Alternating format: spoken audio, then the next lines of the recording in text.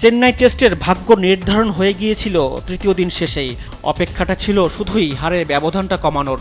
চতুর্থ দিনের শুরুর 1 ঘন্টা সাকিব শান্তর লড়াই, এরপর দুঃস্বপ্নের 1 ঘন্টায় সব শেষ। ফলাফল মধ্যাহ্ন বিরতির আগেই ভারতের বিপক্ষে সবচাইতে বড় রানের ব্যবধানে হারের লজ্জা।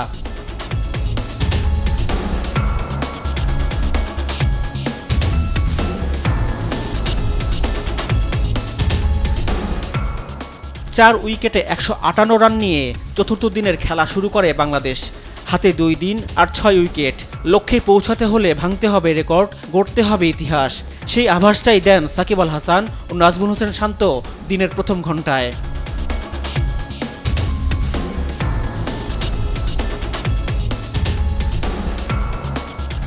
তবে হাঁটা যায়নি ইতিহাসের পথে। সাকিব পারেননি রানে ফিরতে।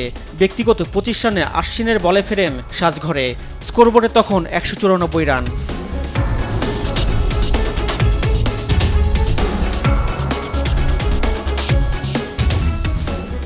অস্বস্তিতে ভোগা লিটন দাস জাদেজার বলে স্লিপে ক্যাচ দিয়ে ফেরেন 1 রান করে। মেহেদী হাসান মিরাজ আশ্বিনের বলে উচ্চাভিলাষী শটে বিলিয়ে দেন উইকেট। ঘরের মাঠে আশ্বিন ছুঁয়ে ফেলেন 5 উইকেটের মাইল ফলক।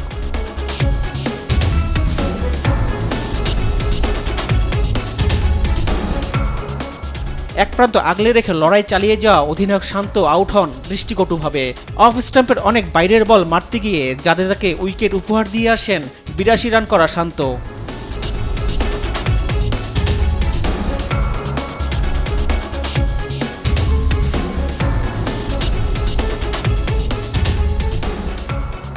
লড়াইয়ের বাঁধ ভেঙে যাওয়া বাংলাদেশের ইনিংস আর বেশিক্ষণ স্থায়ী হয়নি। তাসকিন আহমেদকে ফিরিয়ে নিজের ষষ্ঠ উইকেট তুলে নেন আশ্বিন, আর হাসান মাহমুদের উইকেট জাদেজা তুলে নিলে 280 রানের বিশাল জয় নিশ্চিত হয় ভারতের। অশ্বিন 6, জাদেজা 3 ও বুমরা 1টি উইকেট নেন। রিফাত আঞ্জুম, দেশ টিভি, স্পোর্টস ডেস্ক।